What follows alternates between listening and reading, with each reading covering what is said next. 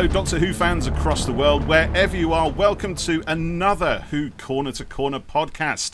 My name is Paul, I'm here with my jolly good friend Jeff, and we are joined by a writer of one of the very best, that is unironic, one of the very best Doctor Who episodes featuring the 10th Doctor and Donna. That episode is Planet of the Ood, and the writer we are talking to is Mr. Keith Temple. Hello Keith, Hi. and welcome Good to morning. the show. Thank you very much. How are you today? I'm very well on this glorious June day. Yes, thank you very much. It's beautiful out there, isn't it? It is. Really, really nice. Yeah. It's fantastic. It's a pleasure to get out of bed when the sun shines. Yeah, it's always a bonus. Otherwise, I just sit like Noah Coward in my dressing gown and cravat and never mentioning that's the actor's life, isn't it, I suppose? Or the writer's life. Yeah, Just composing, pulling thoughts out of the air. Oh, if only. It's brilliant. So, Keith, obviously it's not just Doctor Who that you've written. You've got quite an impressive CV, quite a lot of stuff behind you, a lot of soaps. We've got Doc Martin and various other things. So just take us right back to the beginning, if you will. Let's go wibbly wobbly. What made you become a writer? How did you make that decision? Well, what happened? From Tell us. Kind of a very early age, I knew that I wanted to be involved in the arts in some kind of way. I thought at first with acting, and I actually went to university and studied drama, and very quickly realised that I wasn't meant to be an actor. But I was always writing, and I love writing. Yeah. But I considered it from my childhood days. In fact, I was just thinking about it yesterday. I used to kind of write short stories from the kids in my street and try and turn them into book form and sell them with very little success. But Oh, you tried to sell them. You had that commercial gene from the start. Absolutely. And I used to design my own book covers. But as a kid growing up in Newcastle, it was kind of whenever I said I wanted to be a writer, people would sort of go, "Come on, really?" So it was one of those. It's not a proper job. Well, it's just that. And I thought, did you get very that? sort of intellectual, academic types, and I certainly wasn't that. But the older I got, and the more I was writing, and I'd show my work to people and say, "Actually, that's not bad." And so then I thought, maybe I could become a writer. So that's what I focused on. And it was one of those things where I'd worked in Australia for a while, and I saw an advert in The Guardian when I got back for a job as a researcher for a documentary. And, we used to joke amongst my friends when we were sort of leaving university that nobody got jobs that were advertised in The Guardian because they weren't real. But actually, this was a real advert, and I got the job. And so I kind of ended up as a researcher. That was my sort of, foothold in how I got into television. And that was in Leeds. And I worked for the documentary company for about 2 years. And I was writing, entering sort of Radio Times drama competitions. And not particularly getting on, but I got commended for one of my scripts, and then Victoria Wood was someone that I thought was really good in terms of comedy and writing, and so I sent a load of my stuff to her and said, "Look," and it was all handwritten as well because it was the days before everyone had a laptop or computer. And I said it was really rude. She was under the Grand Theatre in Leeds, and I just dropped in a big envelope in the stage door and just said, "Please read this. I'm a big fan, and I'd love to be a writer. What do you think? I've got any talent? And P.S. If you want to write back, you'll have to buy a stamp yourself because the post office is shut." I mean, it really was one of those cheeky letters. But she actually did reply, and she said that I can see you got talent. I can't help you. But carry on, do what you're doing. So that was a real kind of boost. Fantastic. Someone who didn't really kind of know if you could do it or not. And then, because I was in Leeds, a friend of mine had said, "Well, look, Yorkshire Television, ITV, Yorkshire now, but it was Yorkshire Television in those days. They make Emmerdale. It's on the doorstep. Why don't you write them a letter?" Yeah. And so I did, and I wrote, again, one of those lying letters where I said, "I love the show. I've watched it ever since I was a child," which was a complete lie because it was just, as far as I was concerned, it was for old people. But they wrote back and said, as a matter of fact, there is a job going in the script department for a script assistant stroke researcher. Would you be interested? So I went along for interview. And it was one of those things, when you really aren't bothered about a job. So you're just yourself. You don't care what you say. You're just really relaxed. You just one of those interviews. Wing it. Yeah. So I did, and I got the job. And so that was my sort of foothold in drama, and it went on from there. I loved working on that show because I ended up a script editor.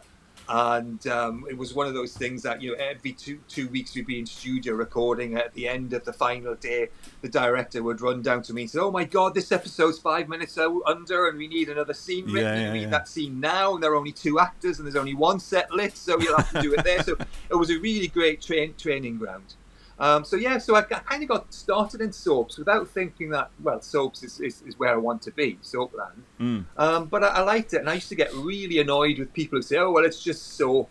It's like anyone can do it." And actually, it's really difficult. It's a particular type of difficult genre to write for, and I loved it. So after a while, though, I got fed up with writing for soap opera and wanted to do other things. I mean, I became a writer because I had something I wanted to say about the world we live in. Various things going on, so I kind of got a bit jaded with soap opera because it didn't really reflect real life. I mean, they say it does. How long were you at Emmerdale with? Oh, I was on Emmerdale for about 3 or 4 years, and I actually got the boot in the end because they did a big plane crash, and they were trying to sort of reinvent it, and I kind of said what I thought about it, and I was kind of elbowed out. So I did that for about 3 years. It's the story of my career, really. I should really learn to shut my mouth, didn't you? Sorry? You did EastEnders for quite a while as well, didn't you?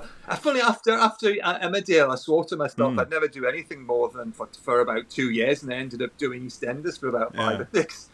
And again, that was a similar thing. I was asked if I'd like to write for it, and I said yes, without having really watched it much. But I quite enjoyed it for the first 2 years, definitely.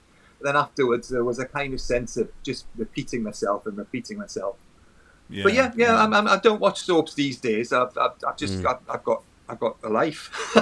I'm too busy, but I don't watch them. They're hard to keep up with, aren't they? When they're on so many times a week and stuff. And it's interesting what you're saying there about how difficult they are to write for. We talked to Phil Ford the other day. And he did his start. It was on Corrie, wasn't it, Paul? Yeah.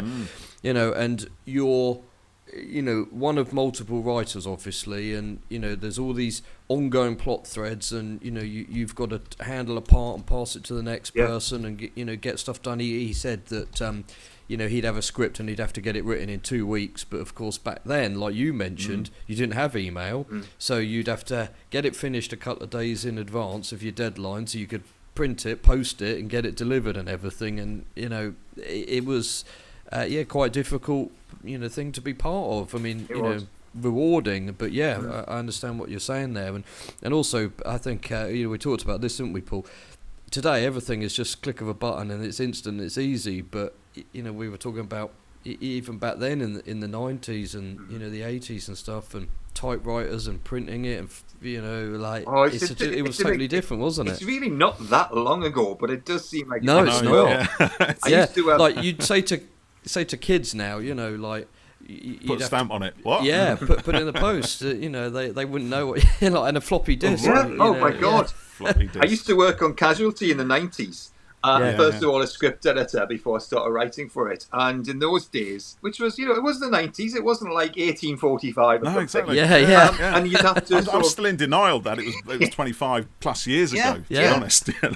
But I'd work on a script from that I'd write and sent in, and then I'd make my notes on it and get it okayed by the producer. And then I'd be in the television centre in Wood Lane, and then I'd have to walk up to Shepherd's Bush with the script and take it to the typing pool for the typists to type up the script. Then they'd ring me like a day or two later, or actually they'd ring me about half an hour later, say, "We can't understand your writing, we can't read it, your handwriting's terrible. What does this mean?" But then a couple of days later, they'd sort of say, "Okay, the script's ready," and I'd walk up to Shepherd's Bush Green to the offices to pick up the script and then go back and we get a photocopy. It was just a very strange kind of world, but fun. Yeah.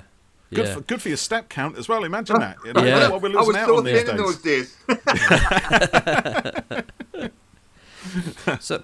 So how did you move from the soap world into more dramatic shows? I sort of, after about six or 7 years working in soaps, and it was it was really lucrative because the money was good and you could have a nice life. But I was working with writers who've been on these shows for like forever, and they had nice living, nice houses and everything, nice cars, but they were totally dependent on the whims of whoever was in control, the executive producer. Yeah. And if the kind of new executive came in who didn't like the look of them, they were out, and they were sort of really terrified that that would happen. And I thought, I don't want to be like that.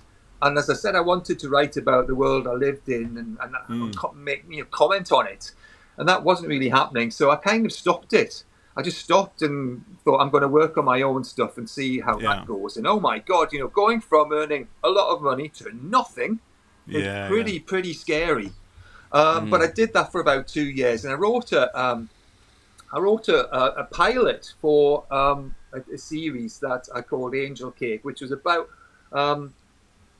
a woman who in Newcastle, because everything I write in seems to end up being set in Newcastle, even if I don't kind of wake up and start writing it. Somehow along the way it ends up with Geordie-fied. And this was about a woman who bakes a cake that comes out of the oven looking like the Virgin Mary, and various miracles happen to the people who touch it or try to eat it.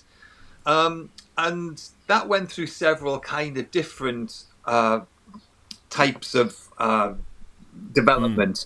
First of all, it was taken on by ITV, who they wanted it as not as a series, but they said, "Can you work it up as a TV film?" So I did that, feature. And we were all set to go with Imelda Staunton, and a really good cast. Yeah. And then the ITV executive head honcho just decided that Imelda Staunton wasn't ITV, whatever that means. And it got sort of binned off, and then the BBC took it on board, and they wanted it as potentially a series. But then they said, "Oh, at the end of this, the one-off film, can you just get rid of the cake?" Well, the cake is the whole point of this piece. Because it's kind of central, guys. It was a sort of comedy drama, but it had a serious point, because it was about Roman Catholicism and about miracles. Because I remember I had a conversation with a priest once who said that, miracles don't happen these days. And I thought, wow, that's a big thing for a priest to say. That's a bit nihilistic, isn't it? I was going to ask you where the idea came from. Yeah. That was partly what happened, what set it off. But also there was a sort of spate of these things where there was Jesus' face and a slice of toast, and people would kind of extend en masse to look at the toast in the cafe kind of thing, and you think, oh my God, that really does look like Jesus. So that's where it sort of came from. So the BBC took it on board. They wanted a sort of one-off film with a possibility of it being a series, and it was really exciting. And that's how it was. My agent used to sort of say to me every year, "Well, what would you like to work on?" And when Doctor Who came back, because I'd been a fan as a kid, I said, "Oh, I'd love to work on Doctor Who." And they said, "Oh, no. Get me that gig." Yeah, we don't think that'll happen. But then Angel Cake happened, and it was quite well received. So my agent sent it to Russell and Julie, and I guess they liked it. And so the phone call came saying, "Would you like to write an episode?" Fantastic. Brilliant. And they say miracles don't happen. And exactly. If I saw that priest again, they're wrong. Yeah. You see the face of Russell T Davis in a slice of toast one morning, and then the phone call comes in. Now there's a sequel idea for Russell Cake. I could go for that. Yeah, we'll let you have that one. So, but before we talk a bit more about your work on Doctor Who, tell us about how you discovered the show and how you fell in love with it. Well, assuming you did. I did. Yes, absolutely. From the period between 1970 and around 1979, I didn't miss an episode. So I was. I mean, I am the same age as Doctor Who, not the character, the show. I was going to say you look great if you are that age. 2000. Well, I don't know what the Doctor is anymore. Does the Doctor know anymore? I can't tell you. Yeah. So it was around 1970 that when John Pertwee became the Doctor that I started to watch it avidly. Apparently, according to my parents, I'd watched it with that funny little fella who I assume they meant Patrick Doubt, but I have no recollection. That's what they called him, was it? That funny little fella? Yeah, they did. Yes. When Doctor Who was that funny little fella, you used to watch it. Well, I used to watch him. Couldn't take you away from the TV, like. Sorry, I apologise. That's very good. That's not a bad accent at all. Oh, thank you, Keith.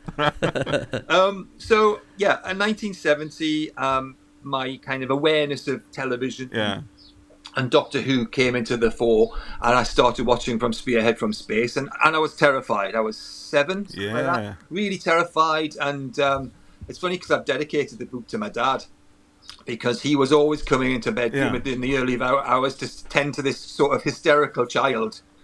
And he said, the monsters aren't real. They're just men in suits. Yeah. And I was, what? No, of course you don't understand. No. They're monsters.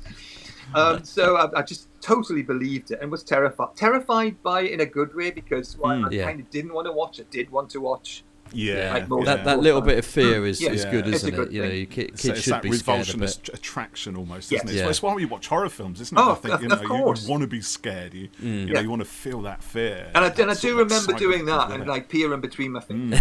the autumn, and for about 2 or 3 years, my mother worked at C&A's, which was a department store. I remember them. I would never go in. No, I don't.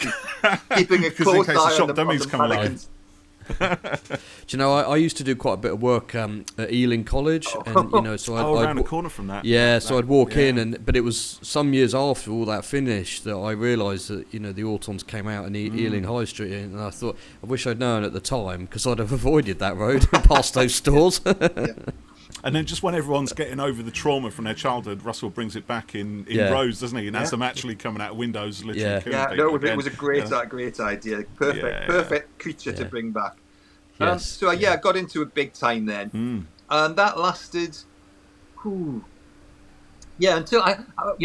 John Pertwee was the Doctor as far as I was concerned, and at the end of Planet of the Spiders, which I actually the last 2 episodes I didn't see because my parents took me to Spain. Right. I mean, how evil. Oh, that's real. Yeah. That's and no repeats in them days either. Yeah. Oh gosh, I know. I had to wait till the following Christmas to see the omnibus. Yeah, to see it again. So I was bereft when John Pertwee left, and then after a week of watching Robot, it was like, oh yeah, this is the man. This is Tom Baker. It's all right. Yeah. John who? Yeah, exactly. I watched it, still avidly, but then kind of teenage years came upon me, and I had other things on my mind, and. Can I ask? Phil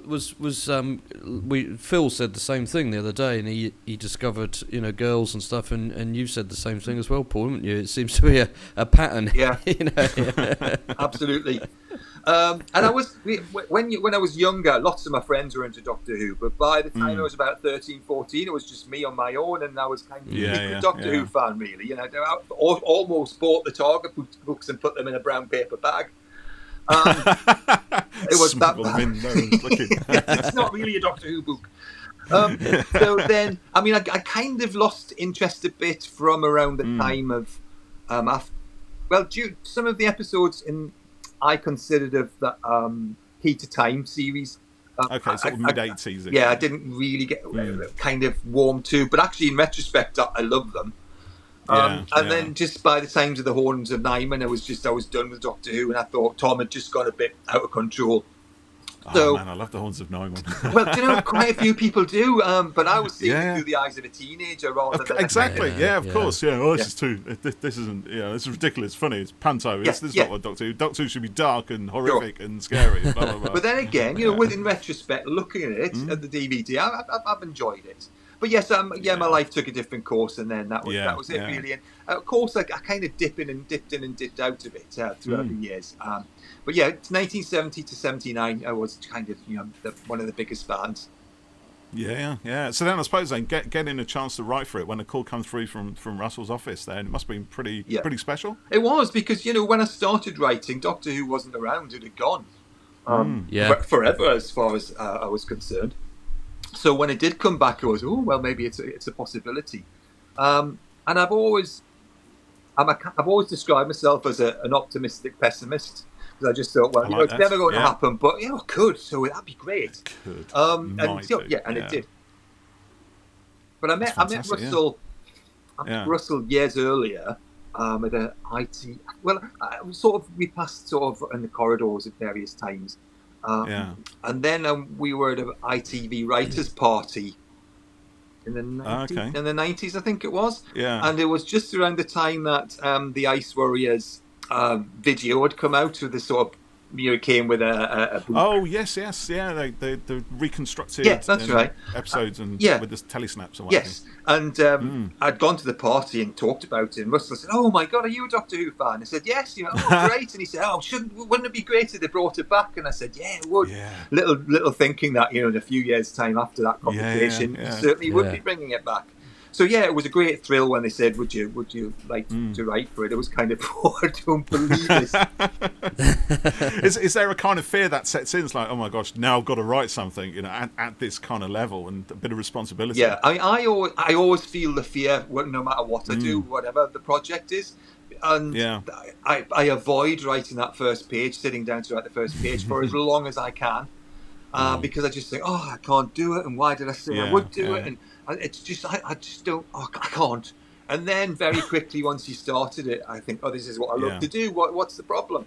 But sitting down and writing the first scene of that script was kind of really daunting, because you're kind of aware of the entire history of the show on your that's arrogant to say the entire history of the show on your shoulders, but there is an element of that. It's got to be. You don't want to do a bad job. You can't escape it. Was it slightly different? Well, I guess, even something like Emmerdale, which had quite a history before you were working on it as well, wasn't it? Because that been going for quite a while. Yeah. So is it really different between something like that and something like Doctor Who, or is it the same kind of frisson? I think it's slightly different, and that there is an element of a sense of the history of the show in terms of Emmerdale. But I think I'm more aware of the fan involvement of something like Doctor Who, rather than the sort of, at that time, it may have changed now. It's a heck of a long time since I worked in Emmerdale. But in those days, they had a fan club, and they were kind of a really kind of dedicated bunch of people. But it wasn't it wasn't kind of worldwide like Doctor Who is. And also, of course, I worked with Fraser as well, and I kind of of course, I knew he'd been in Doctor Who, obviously. But I kind of had conversations with him, but I never talked about Doctor Who, because it's just sort of in the days just before the internet. So you kind of knew, directors would come on board who I think, oh God, yes, Michael E. Bryant, he directed Doctor Who. That was great to sort of meet them. And if we went to the pub for drinks, they'd have conversations sometimes. And I remember a conversation Fraser had when he told us that when he worked with Patrick Troughton as Doctor Who, Patrick always wore the same shoes. His own shoes all the time, some brown suede shoes. So that was kind of a real, I love this story. You should say, what was it like working with that funny little fella?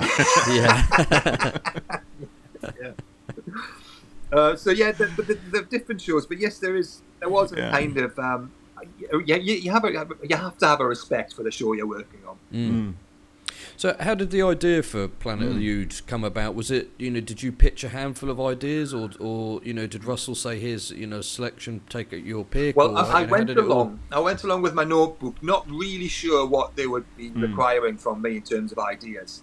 So I had, any writer worth a salt will go into whatever meeting with ideas. Of course they will. So I had several ideas, but actually Russell said, oh, I've created an ice planet for you, because he remembered that conversation we had about the Ice Warriors, and I thought that was really kind of him. Nice, yeah. He said, so we've got the Huge, we've got an ice planet, we got a big brain somewhere, we got the humans being nasty, and there you go. Just come up with something, and maybe use some characters. Maybe use some characters from the previous Food story. And that was it. And I had a few weeks to go away, think about it, come up with an idea, a solid idea for the episode. And so did you storyline it first? You kind of did a breakdown, or you just It was just a kind of 2 or 3 page breakdown. Yeah, sorry. Yeah.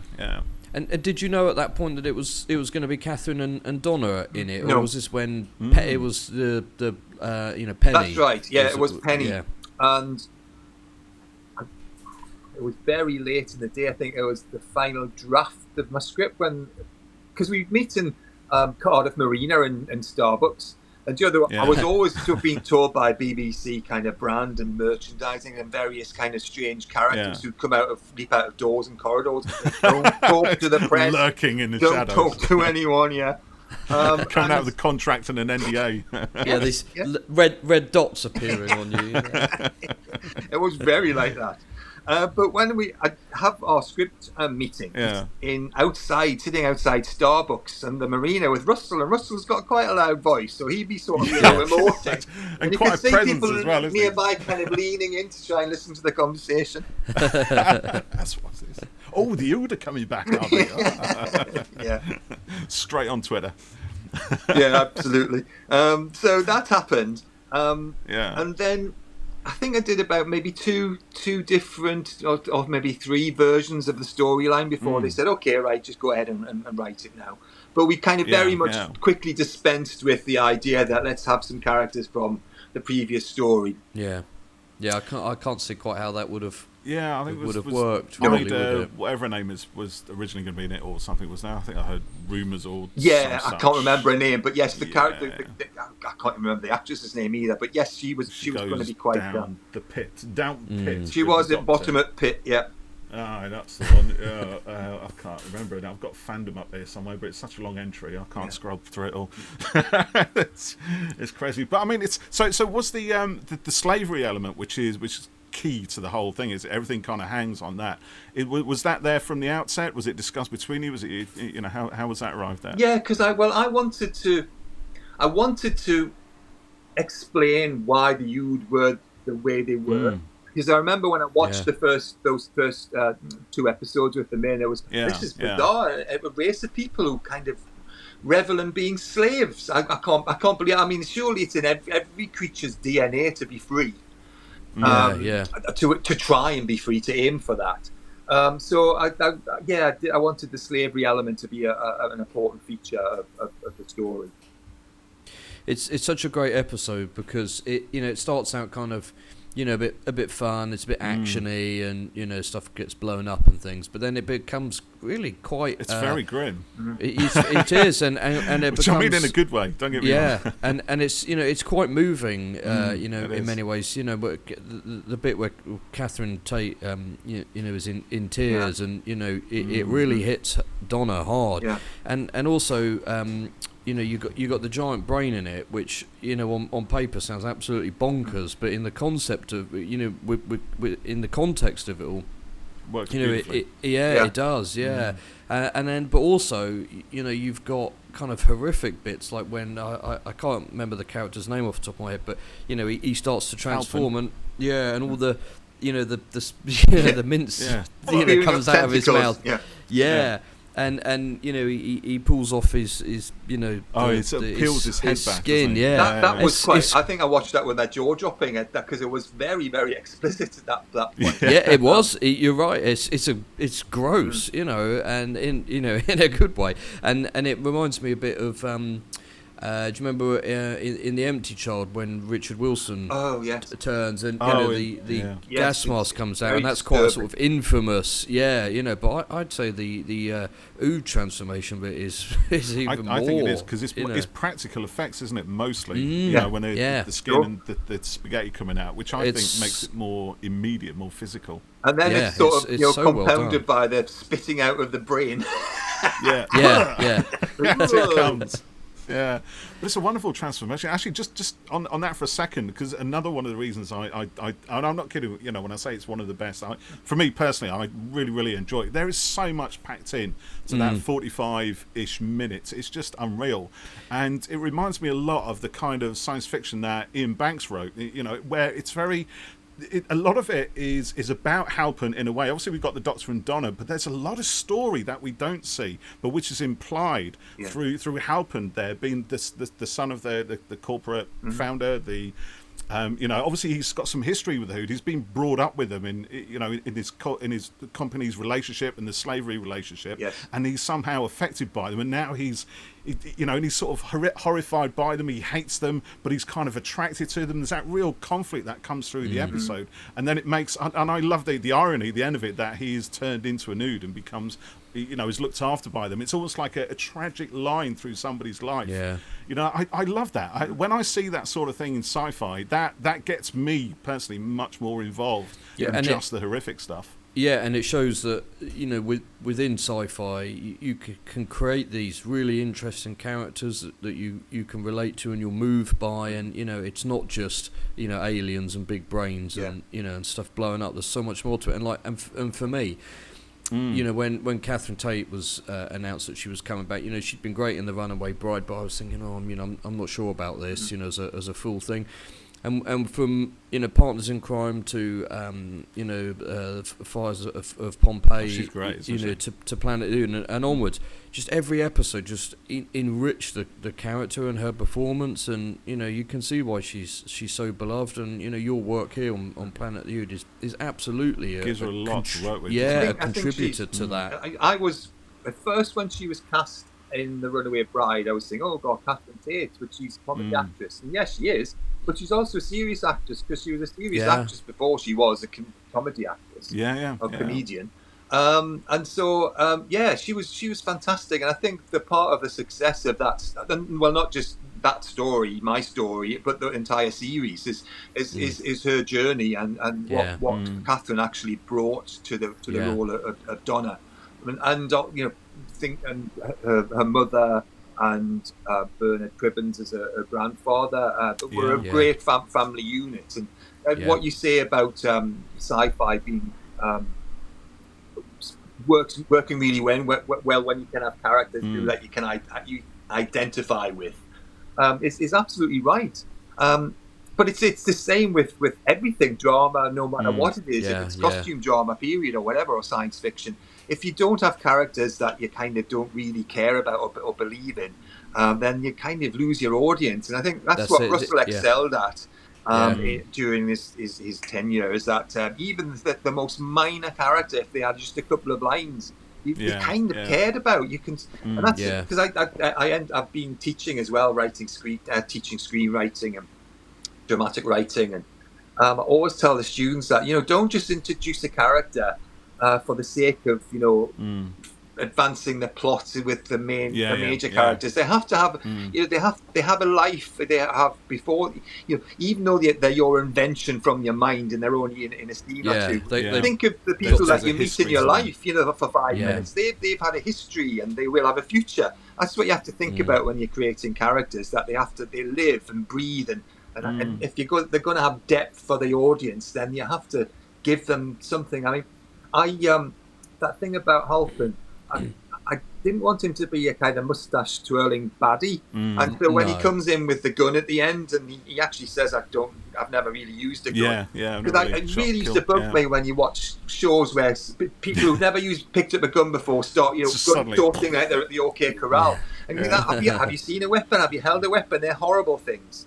So I wanted that element of reality to be in it, even if it was science fiction. It has to have a truth. Yeah, I've said this before on the podcast. You know, like I said there, when, you know, Catherine was announced to come back, I was a bit unsure, and then Matt Lucas, I was a bit unsure, and then Bradley Walsh, I was a bit unsure, and then John Bishop, I was a bit unsure, and every time been proved wrong, and absolutely. You know, because like you say, you know, there's often you know, quite a strong dramatic acting element for comedians, and, you know, like you look at someone like Jim Carrey and how he's done, you know, his madcap stuff, but actually his dramatic work was brilliant as well. You know, they are always more than just the jokes, these guys, I think. Well, look at Victoria Wood as well, who you were saying, Keith, you handed a bunch of work to, you know, so, you know, it's yeah, I honestly think I think comedians are among the best actors we've got. I think because there is, and I'm not trying to disrespect anybody else, but I think there's something about a comedian's take on the world that they like you were saying, Keith. There's a truth to character, and I think they see that. You know, it's that's a lot of that stuff informs their comedy. You know, the best comics understand what makes us human, and enables us to sort of turn it around and laugh at ourselves. But if there's an ability to turn it around and play it through with that truth intact, then there's a lot of strength and credibility to the work, I think. And also, you know, they're great manipulators, comedians, because they know how to make you laugh. So if they know how to make you laugh, they'll know how to make you cry. That's also true. So there is a skill in what they do. Yeah, but there's again, just going back to the Catherine Tate and Donna in here. So as we were saying, there's a lot of stuff that you give her to do because she's the moral compass throughout most of this. I think and we see that journey, she kind of understands that the Ood aren't just servants; they're slaves, and then her reactions, how that kind of plays through. So was that? So originally when you wrote the script, it was for Penny, but was that morality still intact, or did it change once Donna's character became more clear? How was it? I think the morality tale of it was always there. I struggled with the character of Penny because Russell kept saying, well, she's this and she's that, and and the relationship is sort of between her and the Doctor is Spencer Tracy and Catherine Hepburn. It's that kind of matiness and cleverness. Yeah. And so he'd say, "Oh, you're nearly there with her," and you're nearly there. And in the end of that, that Starbucks and the marina, just no, it's Catherine Tate, and okay, it's Catherine Tate. Yeah. Go watch The Runaway Bride again. Yeah. So, whose idea was the pop art Ood? Oh, image? I love that. That was down to the designer, because that was a real surprise for me. I mean, I wanted it.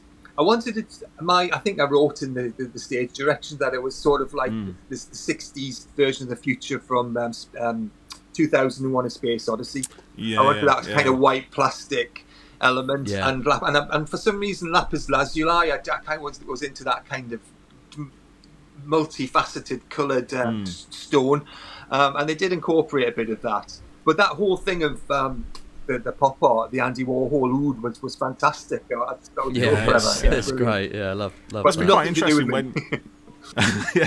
So it must be quite interesting when you see designers sort of taking your work and getting their own kind of ideas and their own little spin on it and coming out with things that is quite surprising and like it is. I think that's one of the wonders about Doctor Who is that everybody working on it is sort of at the peak of their game, and it's one. I think it's one of those shows where, I mean, what I was really struck by was how everybody had ideas, and that people were all right to talk about those ideas. I've worked on a lot of shows where the producer's in charge, and you that's not your role. And I think that was sort of a bit different for Doctor Who. I think people had ideas and good ideas. It's much more collaborative. I think the stories we're getting out, more of a family kind of. Yes, absolutely. So how was it, Keith, when you got the call to say, would you like to make write a Target novel? Well, some of that came because I'd seen that Target books were kind of coming back, and modern versions of the new era. And I thought, God, I'd really love to write a Target book. I mean, I've had so many kind of things on not really a bucket list. So it was things I wanted to do. And I'd written for Doctor Who, tick. Made a film, tick. All the things I wanted to do, and then write a Target book. Oh, that might be a possibility. So I got my agent to contact Penguin. And it was one of those things where they were just at that time looking for the next batch of Target books. Which ones would they like to think about? And they said, "Oh, that would be if you would like to do that, that'd be brilliant." So I had a meeting with them, and they said, "Yeah, do it, write it." Fantastic. And again, it was one of those things that they're sitting down to write the first page. You think, "Oh God, why did I get myself into this?" With another blank screen, I've got to start writing it. Well, so, at least we had something to kind of base it on. There was a body of work there already, isn't it? So you kind of think about, okay, so how do we flesh this out now? What do we change? How do you go about that? Well, one of the things that I couldn't do in the TV show was have the insight of the Ood. Because obviously they were animatronic heads. There's only so much you can do with them, and actually there's a lot that they conveyed through blinks and physical movement. Paul Casey was brilliant at that. But I wanted to get more of what the Ood were actually going through and what they were thinking. So that was one of the kind of things I was really looking forward to in the novelization, being able to do that. So did you add anything else to it? Was there things that you had to cut from the TV script or things you wanted to add, and anything you can kind of tell us and our listeners without kind of giving away spoilers? Because we'll admit we haven't got through your book yet. We've had all of them, haven't we, Paul? Yeah, I can only read so much. Yeah, that's it. Yeah, we only got them at the end of last week. I know, we're crap. What did I say? No, it's fine. There were things. Well, in an early storyline of the episode. And I mean, it's interesting that you say it was quite a dark episode. Yes, it was, but it was a lot darker in the beginning. Really? Yeah, there were scenes in Ood conversion that you see where they're on conveyor belts, the Ood, and they're having their brains sort of cut off, and the translator device is kind of inserted into them, and that was deemed too horrific. So I've sort of got that back into it. And also the Doctor and Donna do more to make sure that's ended. I won't go into any more detail other than that. So they have more in a kind of, they're more involved in the story than perhaps they were in the TV episode.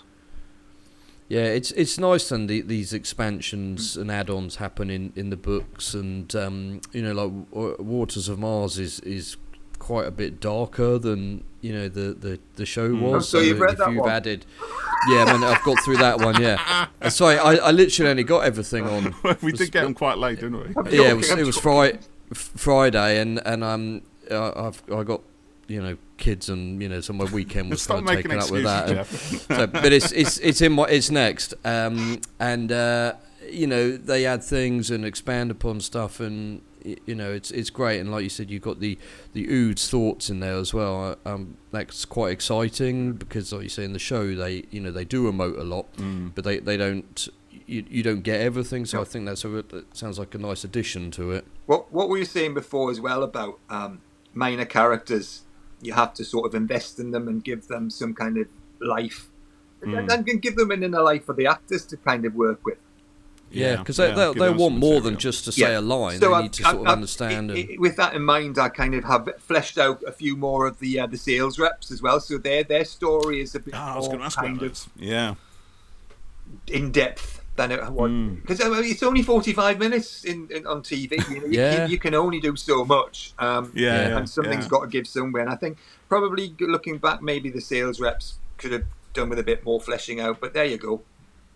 But that's like you say, there is only so much, and you have to prioritise the most important parts of it. And those kind of secondary characters, they're not as important as the main action sometimes, and so you have to strip them back down a little bit. I think it comes across quite nicely, actually. I mean, again, just watching the TV show, it's like you get a feel for that corporate environment. There's a lot of very easy sort of visual indicators that we know exactly what's going on there. The sales figures reports and engineering reports, manufacturing and all that kind of stuff. We get that, and then we get the kind of the sort of backstabbing, some competitive, the worst side of that kind of corporate culture. It's maybe it's a little bit sketchy still, but as a viewer, then you know where you are, you know what you're dealing with, and there's nothing I need to say about this story actually is that because when you're talking about characters that we care about and that are our way into the show and that we can empathise with,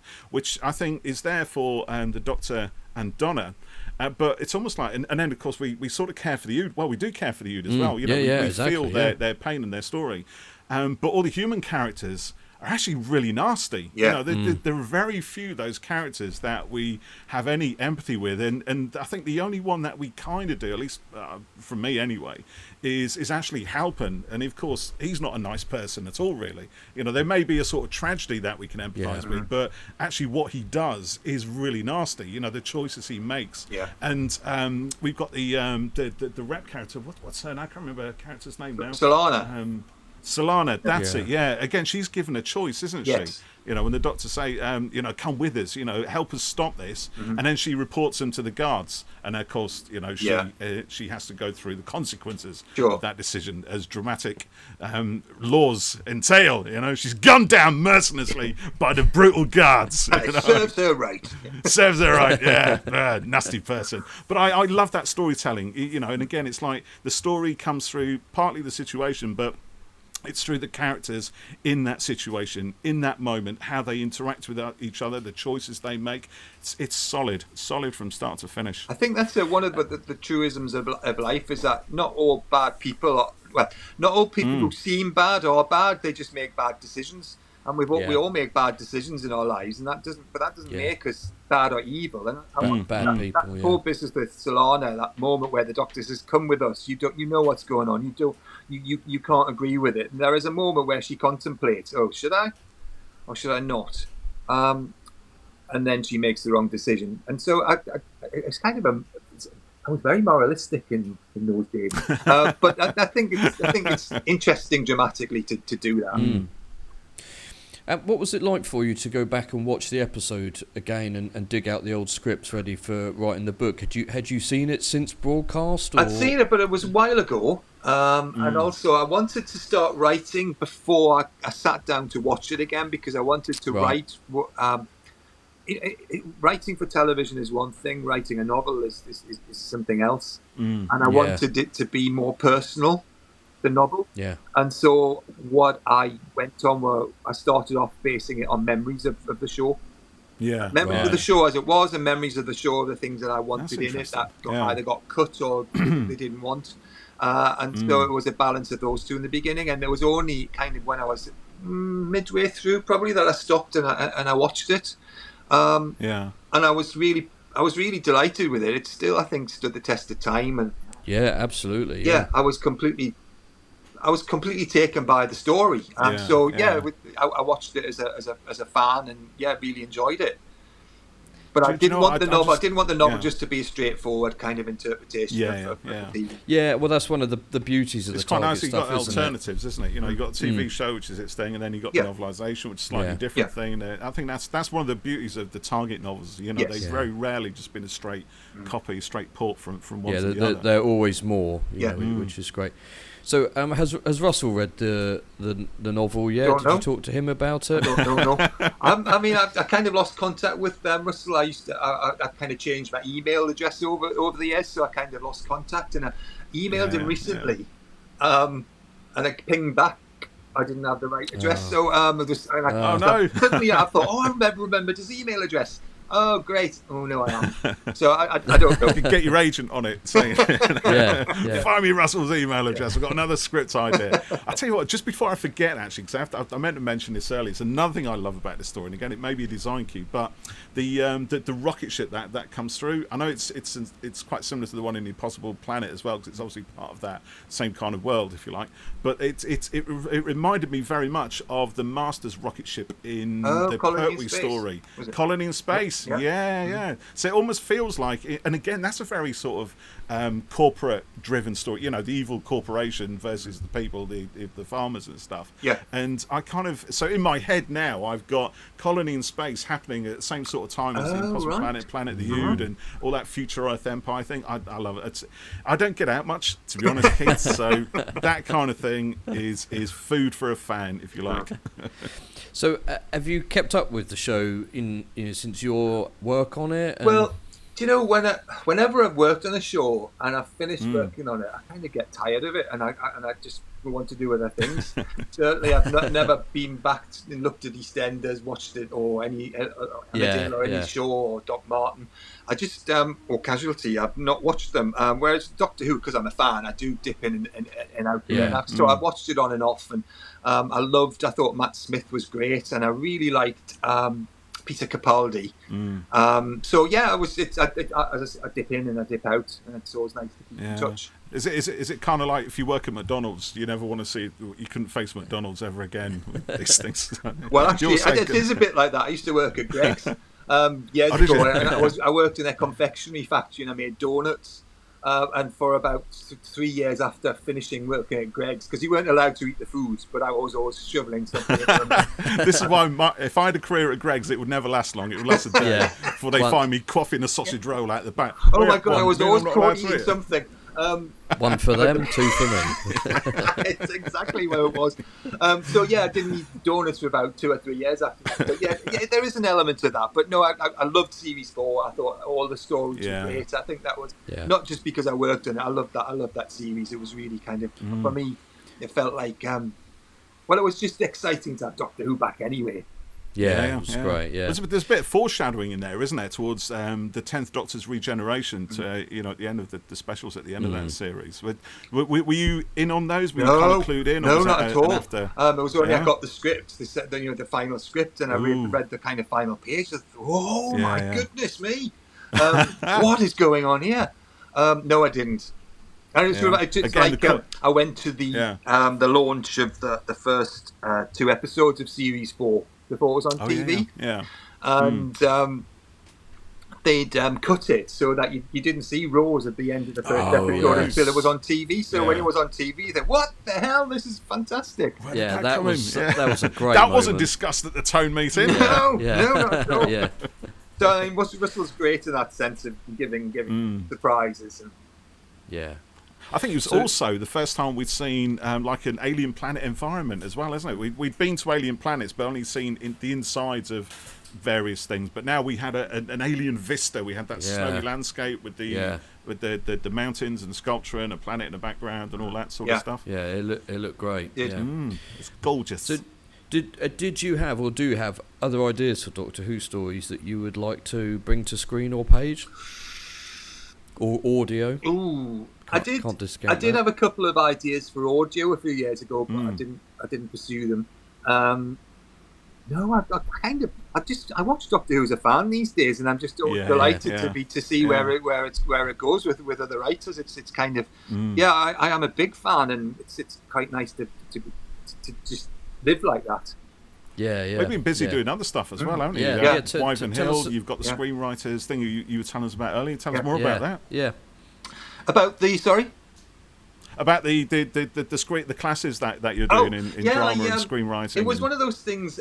When I was living in London, my agent said, "Oh, the Central St Martins are after a tutor on screenwriting for the MA directing course, and would you'd be all right with that? You wouldn't mind that, would you?" I thought, well, I suppose I could. And I went along and I met the course leader, and I thought, I'd really like to do this, and I absolutely loved it.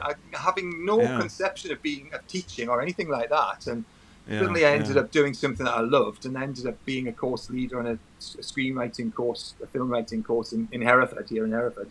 Really loved it, but it also made me look at my own kind of philosophy in writing, and I kind of that's changed as well because of keep working with young people just keeps you young and keeps your ideas fresh. I sound like Dracula. I want the blood of young people. So who are the sort of people taking the course then? Like you said, I mean, are they young people who want to get involved in writing for TV and what have you? I mean, the film you mentioned, Wyvern Hill, the director of that, Jonathan, had been a pupil of mine. I say a pupil of mine. I couldn't teach him anything. That guy just knew so much about film, and we mature students and lived a life. And he'd said to me, "Do you fancy writing a horror film?" And I said, "Oh, well, I don't know. I'm not really into horror films. But if I do, it'll have to be something a bit more than a horror film." And so that's how that came about, and got the money together and made it. But I can always kind of you can spot students who will make it, are dynamic and have something, and he certainly does, and he did. It's a good film. It's kind of reality bending, sort of weird, kind of. Like you said, it's not just horror. There's a definite. I mean, I love stories where they, as a viewer, you have to question. You're pulled into questioning what you're seeing and believing. It's like the unreliable narrator. When you're seeing something through somebody else's point of view, and you kind of go with them, and then there's a point where you sort of have to pull back and say, "Well, is this true?" I love that sort of thing. I mean, it was a bit of a learning curve for us because we were kind of we ended up being the distributors decided to change the name of the film, and the movie posters they designed, we had nothing to do with that. Just as far as I was concerned, didn't reflect what was in the film. So people who bought it in America thought they're getting when did they ever in a way, drag me to hell kind of thing, and it's not like that at all. So I can understand why, on IMDb that they did not like it. Didn't they? Well, I think it's got a rating of about 2.7. I mean, if you look at reviews, they're brilliant. I've got loads of really good reviews, but a lot of sort of people who bought it say, "Oh, this is not the film I wanted. I was expecting." So I kind of understand that, but no, I was really pleased with it. personally, I'm very happy with it. Yeah, I think it's a cracker. It's like you were saying, Jeff, wasn't it? You know, when I watched, have you seen it? Who's the guy who directs? I can't remember now. But that film Nope with the UFO flying saucer. That's kind of a predator. And I was texting Jeff as I was watching it, and Jeff goes, "Well, I don't like that. It's not even horrific." I'm like, well, when was it a horror film? And you said it was trailed as a horror film, which I'd never. Right. Yeah. I'd like to add from the here as well. It's one of those films where I saw like the first couple of seconds. I thought, no, don't tell me anymore. I want to see it, you know. Yeah. And I was at the cinema, closed my eyes and shut myself off because I thought I just want to watch it, and I'm glad I did. You know. Yeah. I'd like to add that it's quite rare that I don't like things. This is true. You know, yeah. I always find something to enjoy, and the trailer for Nope. I'd watched. One of Jordan Peele's other films, the one where there's like an underground network across America, and there's like clones of people and stuff. I think it's Get Out. Don't know which that. And I thought, oh yeah, this should be good, you know. And then I watched it, and I said to Paul, maybe I'm just too stupid and I didn't get it. But when the end reveal happens, I was like, is that it? That was a bit, it's the journey sometimes, Jeff. You know what I mean? But I was expecting something different, and I think if I'd gone in more aware of what it actually was, I think I probably would have enjoyed it more. So I'd gone in expecting, aliens and gore and blah blah blah, and didn't get that. So it was a bit. It's a shame because what I've found fascinating, and certainly during the last few years, when I've been to the cinema and haven't enjoyed a film. When I've watched it later on DVD at home, I thought, "Oh my God, I've completely revised my opinion of it." I thought the latest remake of Halloween, saw that at the cinema, and actually, was also very drunk and fell asleep through most of it, like everyone else who I went with. And at one point, I wake up and everyone else was asleep. And then I'd fall asleep again. But when I'd seen it, I thought, oh no, that was just not good. I really did not enjoy that film. But then I saw it on DVD and hadn't remembered half of it anyway. I thought, oh, this is really I'm enjoying this film. It was like a whole new film. It was. I mean, you're right, that does happen. I've had that with things where, I've seen it in the cinema or, rented it or whatever. And think, it's like the first time, isn't it? When it's like a barrage sometimes of stuff that you have to need time to process, which I think... probably happens the older you get as well, to be honest. More often now than it ever used to. And then the second time, it's like, because you've got an idea of what's going to happen, you can sort of take your time with it a little bit more and maybe enjoy it and stuff like that. But then there is that thing about, the studios and the distributors kind of categorizing films into a certain thing and marketing them using tropes that have very little to do with the film, but which tell people instantly, what category it's in, but then in some ways mislead you. Which I think is unforgivable. I mean, what the other thing I found offensive with changing Wyvern Hill to Hollow is that I felt, because the subject matter was about a woman with dementia who was kind of increasingly getting lost in her dementia and not really sure what was real and what was she imagining it, was she not, was it happening, and had it happened now or some other time, and to call it Hollow seemed insulting to people with dementia to me. Yeah, I agree. Yeah, it's because again, it's like the truth of the subject matter, isn't it? And again, when you think of when you think of Planet of the Ood, actually, that the way you treat the slavery aspects and morality of that, there's a seriousness to it. There's an unbending line which is absolutely credible and true. Yeah. And despite all the sci-fi and all the horror and everything else, you don't break that line; it remains intact, beginning to end. I think just going on from that.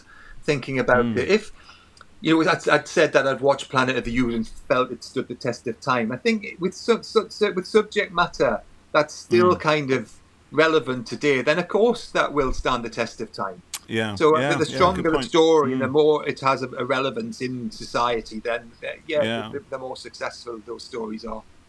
And it's human nature, a lot of it as well. Like we're talking about nasty people, the ancillary characters are quite nasty, but they're true to who they are, And again, I think that helps it stand the test of time. Plus, also, it's a great script from the out, and you've also got. Was it Graham Harper who directed it? Oh, great!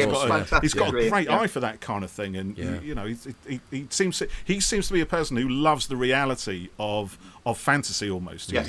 Making it real, making it look grounded. Yeah, no, he's very good at that. I was very lucky to have him. Great guy. He did a great job. We were pleased he'd come back. So what's next on the horizon for you then, Keith? What's lined up? Obviously more with the screenwriting classes and I finished that. Is it finished? Yeah, sorry. When lockdown happened, the sort of course came to an end, and I wanted to do something. Well, I wanted to work actually. And I ended up working for 15 months in the funeral industry during lockdown, which was in the what industry? Sorry, the funeral industry. Oh, the funeral industry. Oh, crikey! And so I have a wealth of material which I'm exploiting now. Why not? So I'm working on a pilot for a drama series about that. I'm doing a bit of Doctors for the BBC. That sort of was a surprise. They sort of, I got a call last year to say had I thought about it, would I like to? And I thought about it and said yes, please. So I'm planning another novel as well. And brilliant! But not science fiction. It's something that's sort of been quite close to my heart for a while. So I want to kind of get that out of my system. I just got kind of open to new challenges. Yeah. What's the timeline on the novel, do you reckon, when we likely to see it? I'm just applying for funding for it. It's set in Mallorca in the 60s, so I'm gonna some of the funding I need to go to Mallorca with. Not on holiday, but I need to do some research that I haven't been able to. Honest. So hopefully, if I can do that in the next couple of months and get out there, I could probably get. Maybe I'll be able to finish it by next spring. Brilliant. Well, let us know when it's out. I'd love to read it. I read a lot of stuff, not just sci-fi. I read literally anything. Give it to me. I'll read it. We'll do. Yeah. That's. I'm not angling for a free copy, obviously. You don't get one. If it happens, you don't read the ones that I sent you free anyway. That's only because Jeff's got it. Yeah, well, we only got one copy of each one, and we had to share them. So if you'd had it, then you'd have got through it quicker. I haven't read the paperback. It's been in my hands. Look at it in my hands, but I just haven't had the courage to read it yet. I have read the manuscript several times, believe me. Right. But I just haven't been able to sit down and read, because I always kind of think, what happens if I don't like something of it? But no, I'm a bit late now. It is a bit late, exactly. I will drop you an email when I've read it and let you know what I think. Yeah, we will. We'll put it out. So, before we go, Keith, we've got a little game that we play, which is called the Grand... We're doing the game. Yeah. Yes. So, this is the Grand Serpents Asteroid. So, if you don't know, the Grand Serpent was a character in the Flux series of Doctor Who, and his punishment for being a horrible evil man was to be stuck on a lone asteroid drifting through space. In the eternity of space. Oh my God. Isolation. So, you can only take one thing in the following categories to your asteroid when you are imprisoned. Yeah, we aren't going to banish you there. Sorry, for reasons unbeknown, to us. So, let's go with one comic or book. Okay, right. Well, just I've got it with me. I would take.